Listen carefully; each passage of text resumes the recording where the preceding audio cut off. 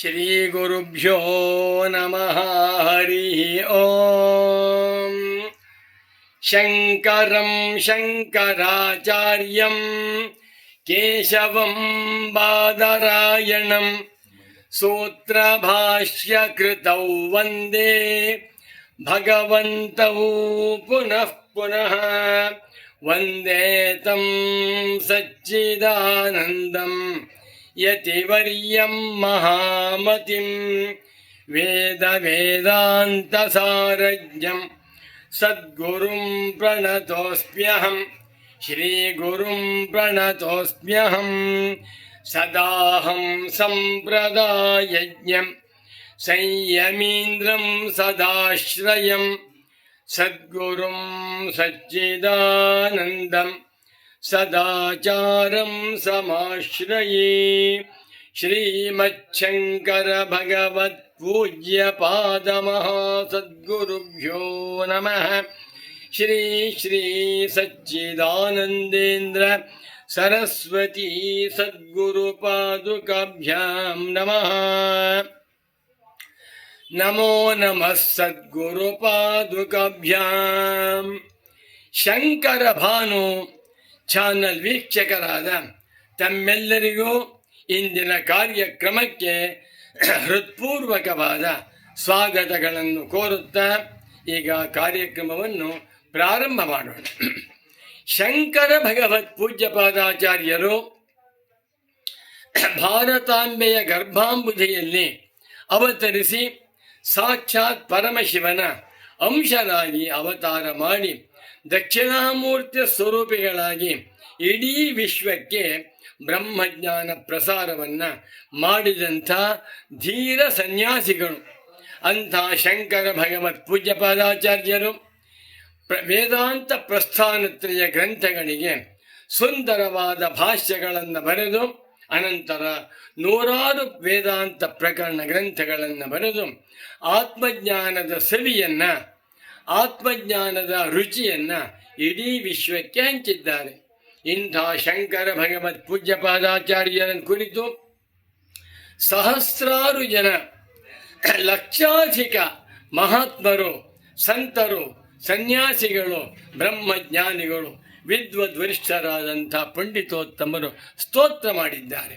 ಈಗ ನಾನು ಒಬ್ಬ ಜ್ಞಾನಿಗಳು ಶಂಕರಾಚಾರ್ಯರನ್ನು ಸ್ತೋತ್ರ ಮಾಡಿರುವಂಥ ಒಂದು ಶ್ಲೋಕವನ್ನು ತೆಗೆದುಕೊಂಡು ಅದರ ತಾತ್ಪರ್ಯವನ್ನು ತಿಳಿಸ್ತೇನೆ. ಒಂದು ಒಳ್ಳೆಯ ಶ್ಲೋಕ. ಭಗವತ್ಪಾದ ಪಾದಾಬ್ಜ ಪಾಂಸವಸ್ಸಂತು ಸಂತತಂ ಅಪಾರಾಸಾರ ಸಂಸಾರ ಸಾಗರೋತ್ತಾರ ಸೇತವಃ. ನಮೋ ನಮಃ ಸದ್ಗುರು ಪಾದುಕಾಭ್ಯಾಂ. ನಮೋ ನಮಃ ಶಂಕರ ಪಾದುಕಾಭ್ಯಾಂ. ಈ ಶ್ಲೋಕವನ್ನು ತಾವೆಲ್ಲರೂ ಗಟ್ಟಿ ಮಾಡಿಕೊಂಡು ದಿನ ಹೇಳ್ಕೊತಾ ಬನ್ನಿ. ಮತ್ತೊಮ್ಮೆ ಶ್ಲೋಕವನ್ನು ಹೇಳ್ತೇನೆ.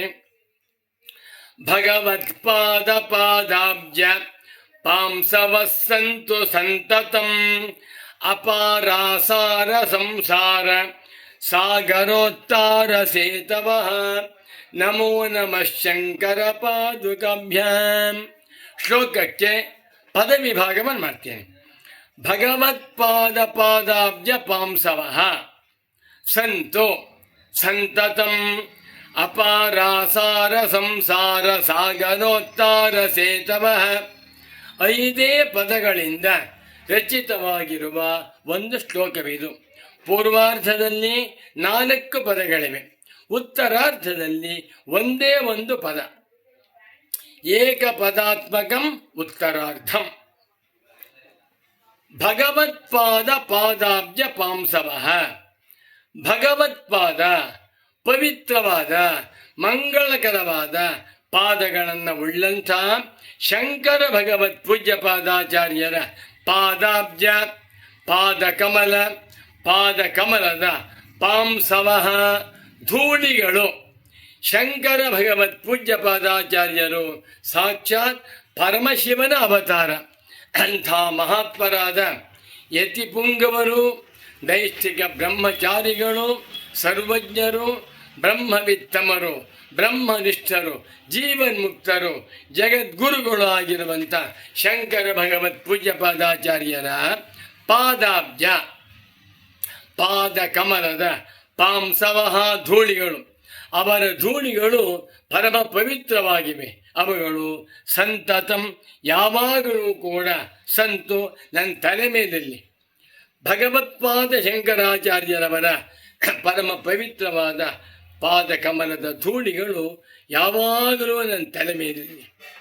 ಏನು ಶಕ್ತಿ ಇದೆ ಅವುಗಳಿಗೆ ಅಂತ ಕೇಳಿದರೆ, ಅಪಾರ, ಅಸಾರ, ಸಂಸಾರ, ಸಾಗರ, ಉತ್ತಾರ, ಸೇತವಃ.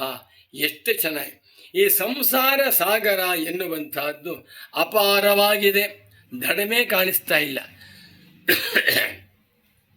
ಒಬ್ಬ ವೃದ್ಧನಿಗೆ 96 ವರ್ಷ ವಯಸ್ಸಾಗಿದೆ.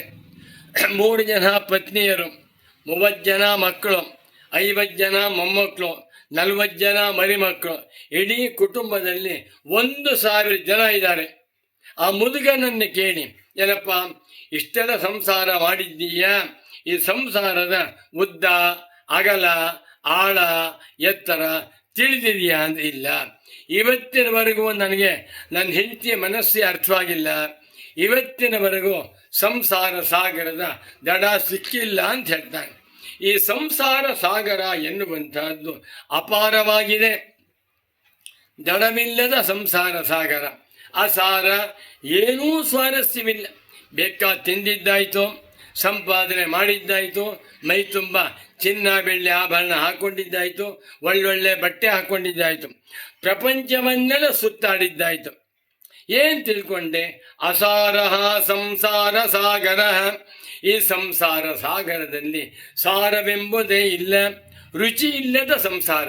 ಇಂಥ ದಡವಿಲ್ಲದ, ಸಾರವೂ ಇಲ್ಲದ ಈ ಸಂಸಾರ ಸಾಗರವನ್ನು ಉತ್ತಾರ ದಾಟುವುದಕ್ಕೆ ಸೇತುವೆಯಂತೆ ಇವೆ. ಯಾವುದು? ಭಗವತ್ಪಾದ ಪಾದಾಬ್ಜ ಪಾಂಸವಃ. ಶಂಕರ ಭಗವತ್ ಪೂಜ್ಯ ಪಾದಾಚಾರ್ಯರ ಪರಮ ಪವಿತ್ರವಾಗಿರುವ ಪಾದ ಕಮಲದ ಧೂಳಿಗಳು ನಮ್ಮ ತಲೆ ಮೇಲೆ ಬೀಳ್ತಾ ಇದ್ದರೆ ಆ ಧೂಳಿಗಳೇ ಸೇತುವೆಯಂತೆ ಇವೆ. ಹೇಗೆ ಸೇತುವೆಯ ಸಹಾಯದಿಂದ ನಾವು ರಾಮೇಶ್ವರಕ್ಕೆ ಹೋದರೆ ಅಲ್ಲಿ ಸಮುದ್ರ ಸಿಕ್ಕತ್ತೆ, ಪಾಂಬನ್ ಬ್ರಿಡ್ಜ್ ಅಂತ ಹೇಳ್ತಾರೆ, ಸುಲಭವಾಗಿ ಸಮುದ್ರವನ್ನು ದಾಟ್ಕೊಂಡು ಹೋಗ್ತೇವೆ.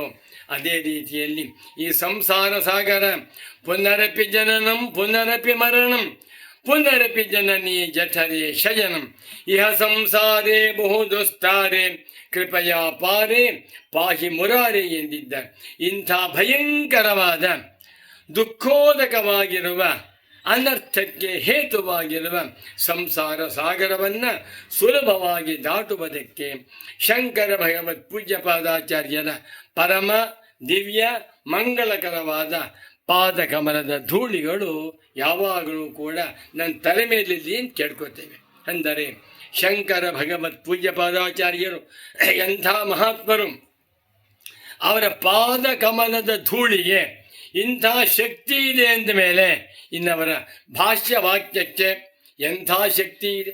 ಅಂಥ ಶಂಕರ ಭಗವತ್ ಪೂಜ್ಯ ಪಾದಾಚಾರ್ಯರನ್ನು ಶ್ರದ್ಧಾ ಭಕ್ತಿಯಿಂದ ಪೂಜಿಸುತ್ತಾ ಬಂದರೆ, ವಂದಿಸುತ್ತಾ ಬಂದರೆ, ಸ್ತೋತ್ರ ಮಾಡುತ್ತಾ ಬಂದರೆ ವಂಶವೇ ಪವಿತ್ರವಾಗಿ ಬಿಡುತ್ತದೆ.